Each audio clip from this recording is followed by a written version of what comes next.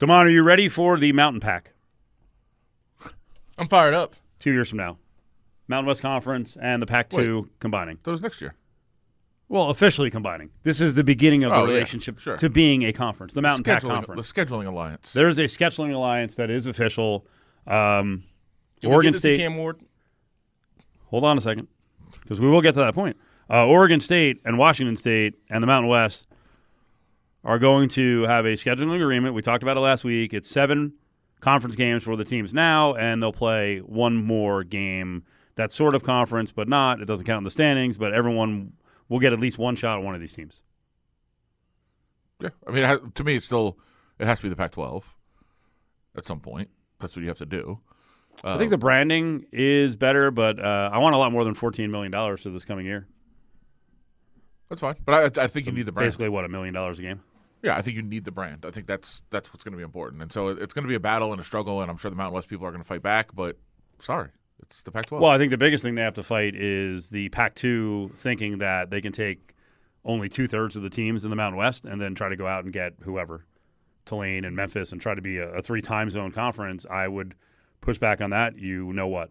I'd kind of be okay with it. I'd get rid of some of the bottom feeders. I wouldn't if I were a Mountain West official. I mean, absolutely not. If I'm Gloria Nevarez, I want to save Wyoming and Air Force, and I understand Air Force doesn't do NIL, and I try to save New Mexico.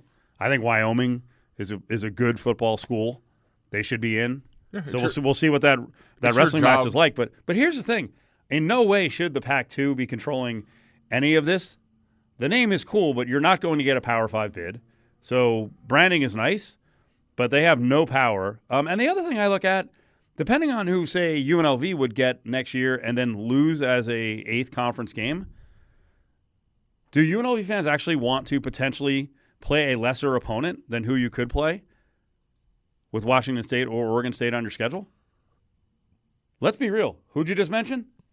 Damon? Cam Ward. He supposedly he's got like 10 offers from schools for like $1 million. So he'll probably be gone. Jonathan Smith is gone. What's the big deal about Oregon State and Washington State? They might actually be a downgrade on your schedule. It might be, but depending on who gets next. Sure, but probably not a downgrade over one of the lowly teams in the conference. We'll see. It's not going to be a downgrade. I think Oregon State's been on a good run here because of Jonathan Smith. He's gone. He went for greener pastures, and Washington State is a solid program, but obviously the quarterback being gone is a big blow.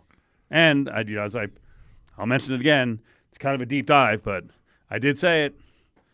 What was it, 2 or 3 years ago when Oregon State actually got their quarterback of the future before they got DJU, Aiden Childs, a kid out of California. I did actually throw it out there. This is an interesting commit because I don't know that he realizes he's going to be playing in the Mountain West. And guess where he's going to be playing? In the Mountain West. Pac-12. So they may lose him. Still going to be the Pac-12. It's the Pac-2 would you like to wager that he will transfer? Of course he will. Everybody should. I don't know that they will, but there is a good chance because we're talking about the future. We're discussing the future. We're not discussing next year. You just said 2 minutes ago confidently that Oregon State would be a boost to most Mountain West Conference teams' schedule. I tell you that their quarterback of the future may leave, and you're like, of course he should. Of course he should. For next year, yeah, they're not in the conference. They're still going to have a good team, but they're not in the conference. Why would you, as your elite player, stick around and do that? You shouldn't. You should leave. So then my point is correct. Oregon State will not be a quality opponent. They're still going to be better than some of the bad teams in the Mountain West. What if it bumps Boise up? But you also, even if Oregon State is a top 10 team next year, you should leave. You're not in a conference. You're not going to win a conference title. You can't play for a title. Is that what they play for? Yes, I think. The dream of going, is that why all the kids commit to Oregon State because they think they're going to win a national title? Yeah, out of a power conference, yeah, of course. If you win the Pac-12 and go undefeated, you're going to. Unfortunately, and I think this is going away in the current system. The winner of the Mountain West, if they were a dominant force, could get an auto bid as the best group of 5. I have no idea what that means next year.